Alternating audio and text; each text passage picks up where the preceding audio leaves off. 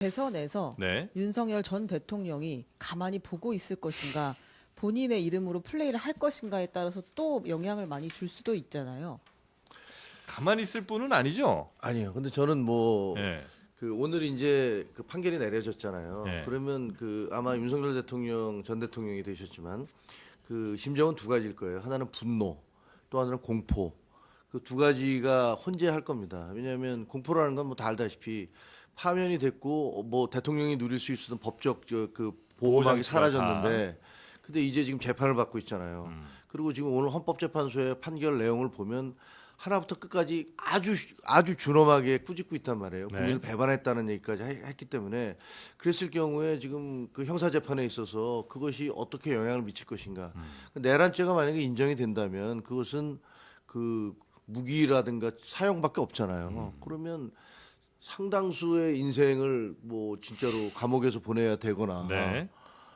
이런 상황이기 때문에 굉장한 공포감, 이게 누구든지 그런 공포감을 느낄 거예요. 그리고 또 하나는 이제 분노인데, 분노는 그러면 야, 이게 내가 이걸 돌파할 수 있는 방법이 뭐냐, 두 가지일 거 아니에요. 야, 내가 우리 지지자들을 다 결집을 하자. 네. 결집을 해서 내가 이걸 정치적으로 돌파를 하자라는 부분이 있을 것이고, 아니면 야, 그래도 그렇게 했다가 만약에 정권 바뀐 다음에 사면은커녕 뭐 나는 아무도 돌봐주지 않으면 나는 거기서 죽게 된다라는 그런 두려움도 있을 테니까 이 두 가지 사이에서 왔다 갔다 하고 있을 거예요. 근데 제가 보기에는 사람이라는 게 뭐 정승집 개가 죽으면 뭐 문전성시를 이루고, 네네. 정승이 죽으면 팔이 날린다고 뭐 얘기하듯이, 네. 빠른 속도로 사람들은 다음 선거에서 우리가 그러면 이재명 대표와 맞서 싸워서 어떤 후보를 내세워야 네. 될 것인가로 넘어갈 것이기 때문에, 예. 윤석열 전 대통령이 길거리에서 뭐 누구를 뭐 불러 일으켜 세우고 누구의 후보를 손을 들어주고 그런 후보가 그럼 우리 당에서 국민들이 그 사람을 선택할 것이냐, 저는 안 그렇게 보거든요.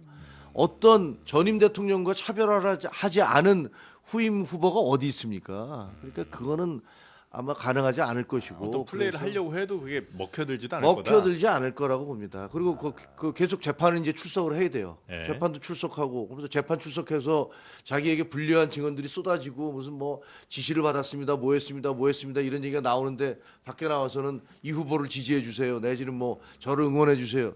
이게 되겠습니까?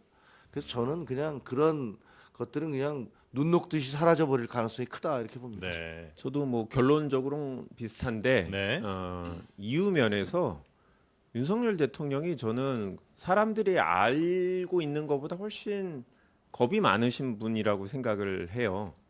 무슨 말이냐면 네. 우리 겉으로 보여지는 모습은 되게 힘있고 공격적인 뭐 이런 분으로 보여지는데 그렇지 않다고 생각해요. 저는 실제적으로는 되게 무서움이 많고 확실하고 본인이 이기는 판에서는 모르겠는데 실제로 지난번 대선 경선 때부터 홍준표 시장하고 경선할 때 윤석열 대통령이 보인 태도는 되게 의연한 게 아니라 경선 지면 어쩌지 막 이런 모습이었거든요. 아, 그런가요? 그리고 김종혁 최고께서 말씀하신 것처럼 본인한테 제일 중요한 거는 구속이 다시 될 건지, 그다음에 내란죄 사건에서 형을 어떻게 선고받을 건지 이거라고 보거든요. 그렇기 때문에 지금 밖에 나와서 국민의 비호감을 더 사면 검찰이 그거를 이용해서 바로 다른 사건으로 구속할 겁니다. 그 생리를 왜 몰라요? 그리고 그거를 네. 막을 힘이 없어요, 지금 전 대통령한테. 그리고 여당이 자기를 보호해주지 않을 거라, 이제는 여당이 아닌 거죠, 오늘부터.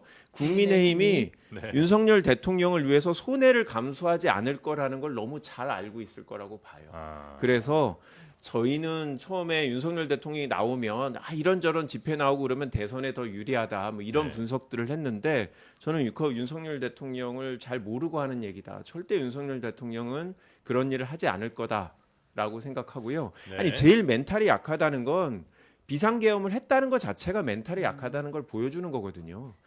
네, 앞서 윤석열 전 대통령이 오늘 헌재 선고 이후에 낸 입장 저희가 조금 전에 전해드렸는데요. 이 내용은 용산 대통령실을 다시 한번 연결해서 다시 한번 짚어보도록 하겠습니다. 강혜연 기자, 윤석열 전 대통령이 낸 조금 전 입장 다시 한번 짚어볼까요? 네, 윤 전 대통령이 탄핵 선고 2시간 반 정도 지나서 법률 대리인단을 통해 입장을 냈습니다. 윤 전 대통령은 그동안 대한민국을 위해 일할 수 있어서 큰 영광이었다며 많이 부족한 저를 지지해주고 응원해준 여러분께 깊이 감사드린다고 했습니다. 그러면서 기대에 부응하지 못해 안타깝고 죄송하다며 사랑하는 대한민국과 국민 여러분을 위해 늘 기도하겠다고 짧은 메시지를 남겼습니다. 다만 입장문엔 이 선고 결과에 대해서 승복하겠다 이런 입장은 담기지 않았습니다. 앞서 윤 전 대통령 측 대리인단인 윤갑근 변호사도 선고 직후 기자들을 만나서 법리적으로 납득할 수 없는 결정, 완전히 정치적인 결정이라며 참담하다는 입장을 냈는데요. 이 선고 결과에 반발하는 듯한 모습을 보인 바 있습니다. 이런 가운데 오전 11시 40분쯤엔 대통령실 청사에 걸려있던 대통령을 상징하는 봉황기가 조용히 내려갔습니다.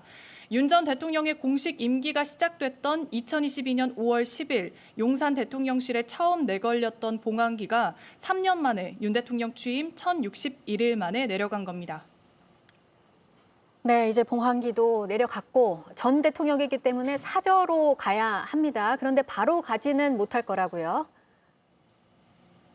네, 그렇습니다. 윤 전 대통령은 한남동 관저를 떠나서 사저인 서초동 아크로비스타로 향할 걸로 전망이 되지만 언제까지 관저를 비워줘야 한다 이런 규정은 따로 없기 때문에 경호 등을 이유로 관저에 며칠 더 머무를 가능성도 있습니다.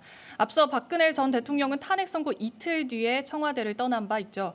윤 전 대통령은 향후 사저에서 변호인단과 함께 앞으로 이어질 내란 혐의 수사 대비에 나설 걸로 보입니다.